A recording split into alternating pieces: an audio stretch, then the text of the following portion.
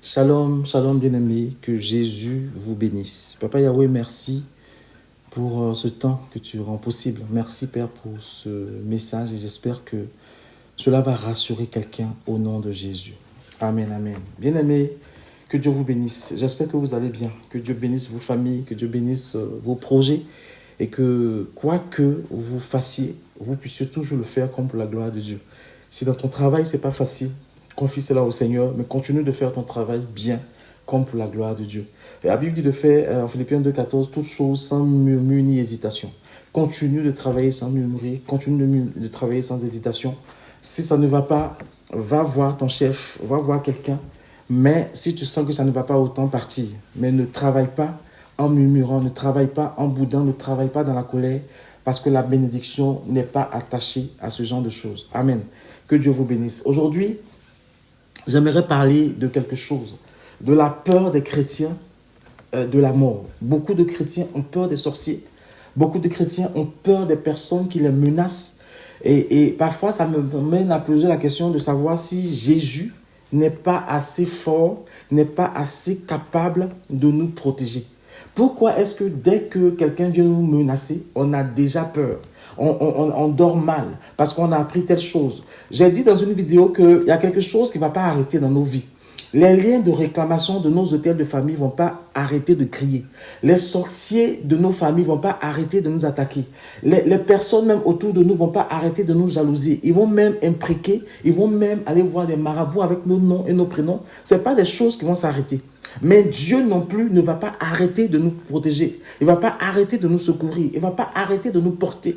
Il ne va pas arrêter d'être notre rempart. Il ne va pas arrêter de nous environner. Donc, n'ayons pas peur de tout cela. La Bible dit que 1000 tomberont à notre côté, 10 000 à ma droite, je ne serai pas atteint. De mes yeux seulement je regarderai, je verrai la rétribution des méchants. Ces personnes qui veulent s'apprendre en toi, Dieu va se souvenir d'eux. Dieu va se révéler à eux. Dieu va s'occuper d'eux. Dieu va faire de ton affaire son histoire, son affaire. Toi, reste tranquille. Amen. Donc, restons tranquilles. La Bible dit en Deutéronome 34, 6 que Moïse est monté sur le mont Nebo pour aller mourir. Moïse a vu la mort de près. Il a été menacé. Pardon, il a été menacé même par les Juifs qu'il allait délivrer. Mais Moïse n'a jamais eu peur de mourir avant son temps. Il n'a tellement pas eu peur que, ici, il n'est pas rentré à Canaan, c'est à cause de sa propre désobéissance et non parce que quelqu'un l'a empêché de rentrer. Donc, Moïse a laissé des instructions, il a choisi Josué, il a présenté au peuple juif, il allait mourir tranquillement. Amen. Quand tu prends Genèse 49, 29 aussi, on voit le cas pour Jacob. Jacob a donné ses instructions, il a béni ses enfants, il a donné des conseils à ses enfants et il est allé mourir tranquillement. Amen. C'était pareil pour Josué en Josué 24. Amen. C'était pareil pour David, c'était pareil pour Paul, c'était pareil pour Jésus. Les enfants de Dieu ne connaissent pas de mort anticipée, sauf si c'est Dieu qui le permet. Amen, amen. Tant que tu es enfant de Dieu, tant que tu es dans l'obéissance à Dieu, tant que tu fais les choses que Dieu te demande de faire, tu ne peux pas connaître de mort anticipée. Parce qu'il ne t'a pas créé au hasard. Il ne t'a pas créé en vain. Quand il a dit faisons l'homme à notre image, selon notre ressemblance, il avait un projet, il avait un objectif. Et quand il te met sur la terre, l'objectif pour lequel il t'a créé, il faut que ce soit atteint. Il ne peut pas te rappeler tant que ce n'est pas atteint. Dieu ne fait rien pour rien. Il ne fait rien par hasard. Donc, il te crée, il te met sur la terre. Et à un moment donné de ta vie, il permet que tu deviennes son enfant parce que tu donnes ta vie à Jésus. Et dès que tu donnes ta vie à Jésus, ce pourquoi Dieu t'a créé va se dérouler. Et si ce n'est pas atteint, mais tu ne connaîtras pas la mort, sauf si tu es dans la désobéissance, sauf si tu fais des choses que Dieu n'aime pas et que Dieu lui-même a dit, mon fils ou ma fille là, je vais la prendre maintenant de peur qu'elle ne se perde. Mais personne d'autre à part Dieu ne peut arracher comme ça ta vie alors que Dieu n'a pas encore fini avec toi. Amen, amen. Prenons la Bible. L'apôtre Paul a été mis en prison plusieurs fois, mais il n'est pas mort avant le temps fixé par Dieu. La Bible dit que même Jésus, parfois même, on le menaçait. La Bible dit que c'est faufilé entre les gens et puis il est parti. Amen, amen. L'apôtre Pierre, tous ces gens-là, même David, mais ils ne sont pas morts avant leur temps. Parce que ce pourquoi Dieu les a créés, ils n'avaient pas encore fini d'accomplir ces choses. Donc, quand tu restes dans le plan de Dieu, quand tu restes dans la volonté de Dieu, les autres vont vouloir t'intimider. Il faut comprendre que certaines menaces du diable sont des intimidations.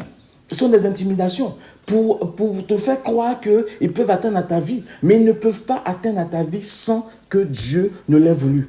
Ils ne peuvent pas te tuer tant que Dieu ne l'a voulu. C'est Dieu seul qui a la dernière parole, le dernier mot sur ta vie. Même quand on prend le cas de Job, tout le livre de Job, à chaque fois que Satan voulait faire quelque chose, Dieu disait à Satan, fais ça, mais ne fais pas ça. Fais ça, mais ne fais pas ça. Mais avant ça, la Bible dit que Job bénéficiait d'une triple protection. Satan ne pouvait pas l'atteindre. Ses biens étaient protégés, sa vie était protégée, sa famille était protégée. Dieu nous protège. Et même quand Dieu a permis que Satan touche jusqu'à la santé de Job, il n'a pas permis que Satan touche à la vie de Job. Dieu ne permet pas que Satan touche à ta vie, parce que ta vie lui est précieuse. Il a quand même donné la vie de Jésus pour sauver ta vie. Et ce n'est pas n'importe qui va venir prendre cette vie-là. Et il faut faire confiance à Dieu pour protéger ta vie. Amen. Donc même si on te dit que voilà, dans ta famille, les gens meurent à 20 ans, toi aussi tu approches 20 ans, tu commences à angoisser. N'angoisse pas. Parce que ceux qui meurent avant 20 ans, là, leur vie ne t'est pas renouvelée. Ils n'ont pas été recréés. Toi, tu as été recréé. Ta vie a été renouvelée. Les ascendants pourront crier, mais ne pourront plus rien te faire. Tu vas fêter tes 20 ans et tu vas mourir au temps de Dieu, loin là-bas, mais pas au temps fixé par ta famille. Et ça, là, il faut retenir cela, bien-aimé. C'est très important. Quand on est consacré à Dieu, quand on est dans le plan de Dieu, quand on est obéissant à Dieu, on ne peut pas avoir peur de connaître une mort anticipée parce que personne ne pourra nous ôter la vie. Amen, amen. Tous les personnages que j'ai cités là, c'est les gens qui ont été menacés maintes et maintes fois. Mais pourtant, ils sont morts au temps de Dieu. Amen, amen. Donc, si nous avons des angoisses de mort, si on n'est pas serein, si on a peur dès qu'on nous dit que telle personne veut l'atteindre dans notre vie, bien aimé, allons voir quelqu'un avec qui on va prier, on va parler pour que nous ayons cette assurance-là de Dieu. Amen, amen. Si nous avons l'assurance de notre salut, nous savons alors que nous verrons Dieu. Nous verrons Dieu. Quoi qu'il arrive, si on doit mourir demain, nous verrons Dieu. Et ça, là, ça doit nous rassurer. L'apôtre Paul pouvait dire que je suis tiraillé entre le désir de partir parce que je suis pressé de voir Dieu et l'envie de rester parce que je n'ai pas encore fini ce pourquoi Dieu m'a créé. Il est tiraillé. Donc, pour nous, vivre, c'est Christ et la mort nous est un gain. Donc, on ne doit même pas avoir peur de mourir parce qu'on va rencontrer Jésus. Mais on ne doit surtout pas avoir peur qu'un homme qui a été créé, qui a juste vendu son âme au diable, puisse venir nous tuer. Bien-aimé, je vais te dire quelque chose. Même si quelqu'un physiquement est en train de monter un guet-apens pour atteindre à ta vie, si ce n'est pas le temps fixé par Dieu, tu ne mourras pas. Amen. Il faut faire confiance à Dieu. Il y a un témoignage qui disait qu'un sorcier qui n'arrivait pas à atteindre à la vie de quelqu'un spirituellement a voulu atteindre à sa vie physiquement. Il a fait un barrage sur la route qu'il prenait. Mais quand il a voulu se mettre en action pour arrêter la voiture du chrétien en question, il a vu que des chars, des motos, de feu venaient avec lui. Il a tellement eu peur qu'il a sauté, s'est cassé une dent. Et c'est de là qu'est venue sa conversion. Même physiquement, on ne peut pas atteindre à ta vie si Dieu ne l'a pas autorisé. Peut-être qu'on pourra te toucher, on va te taper, mais tu ne mourras pas. Tu ne mourras pas. Amen.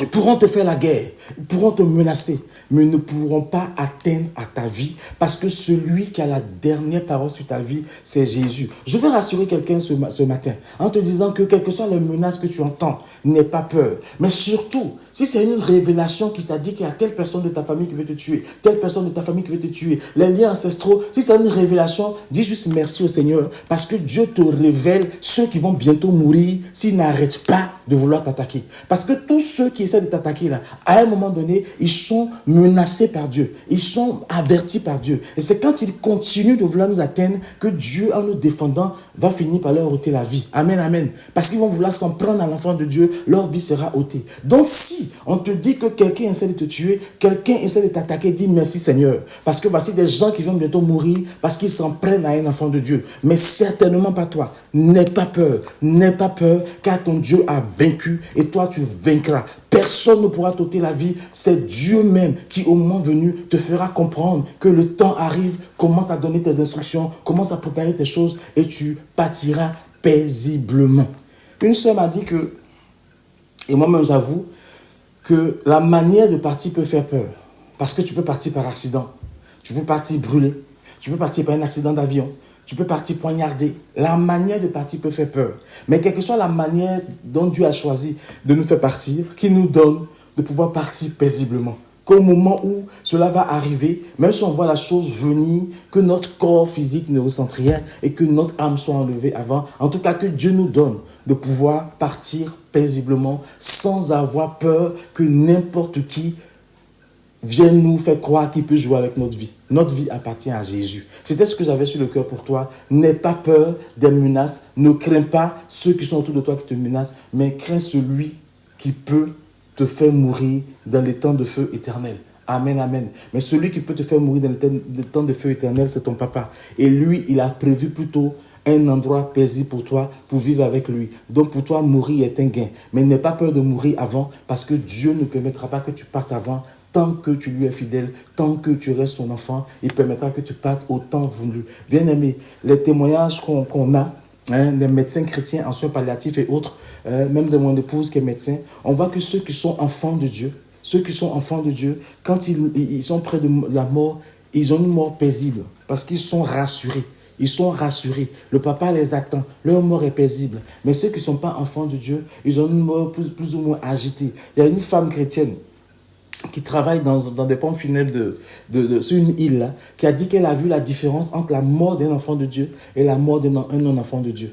L'un est paisible, l'autre est inquiet. Bien aimé, tu mourras au temps voulu par Dieu, mais pas au temps voulu par Satan, et certainement pas par les sorciers de ton village ou de ta maison. Fais confiance à Dieu et sache à partir d'aujourd'hui que ceux qui veulent te tuer là, c'est eux-mêmes qui sont en train de creuser leur propre tombe. Parce qu'en s'en prenant à toi, ils s'en prennent à quelqu'un qui est éternel et dont la vie appartient à Dieu, dont la vie est entre les mains de Dieu. Amen, amen. Que Dieu te bénisse et Yahweh Sabaoth, ton papa, sera toujours ta protection au nom de Jésus. Shalom, shalom.